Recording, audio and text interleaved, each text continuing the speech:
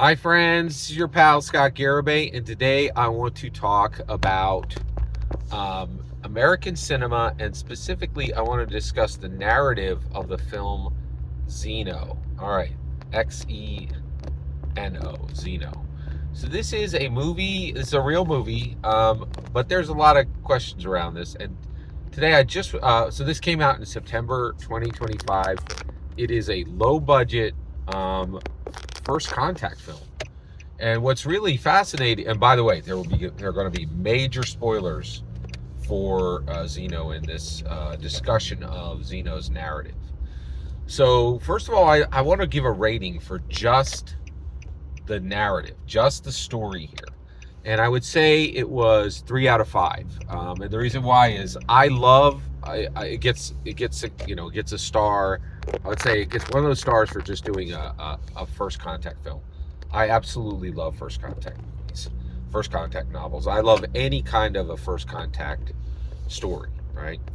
But this is a first contact movie, and the structure is exactly like, I think this movie was probably pitched as, hey, what if E.T., but E.T. is as big as a buck deer, okay, and has a maw of razor sharp fangs, and will eat anyone but Elliot.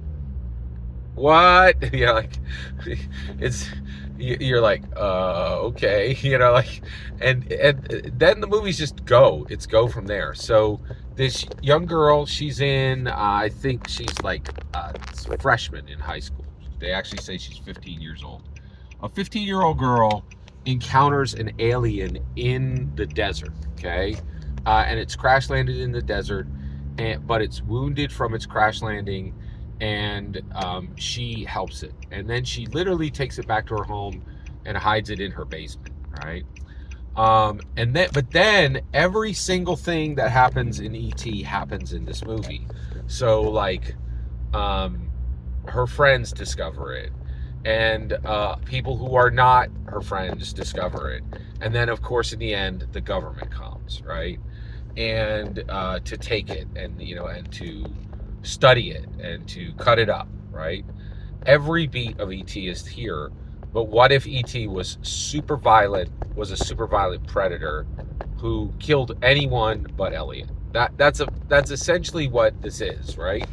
And it's really very unusual, and I think it could have been done better, in that the biggest thing is the movie didn't commit to a genre, right? It's PG-13, but they don't, it's PG-13,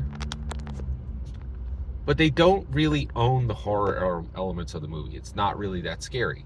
But then on the other hand, it's also not super like schmaltzy and emotional the way E.T. was. So I feel like it didn't know the story did not go deep enough into one genre. And so it's a mixture of genres, and you're like, well, that's a really one-cheeked horror movie, and also a one-cheeked emotional schmaltzy first contact movie, which you could do either one, but you can't do both, right? So I would say the narrative on this is 3 out of 5, and I definitely would have changed. I actually think it is interesting to it was interesting. I liked seeing it as a first contact movie. What would I have changed? Honestly, I would have said, okay, all right, you're a super aggressive predator. I think I would have had the girl say, okay, you're a super aggressive predator, and you're just going to end up getting killed if you remain on this planet. So we're going to fix your ship and get you back to your home planet, right?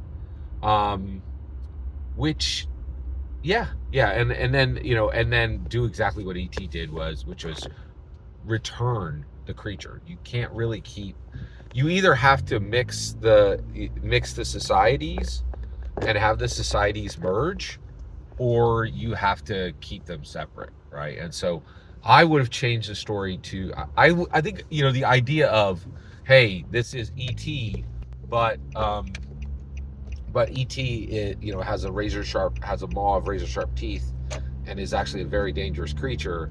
That's interesting, but the ending was not managed well, in my humble opinion. Every single word you just heard in this video is my humble opinion. Nothing more, nothing less. The important part is when I get to hear your humble opinion. When you get in the comments and send your traffic. Please consider liking and subscribing, and have a fetch millennium.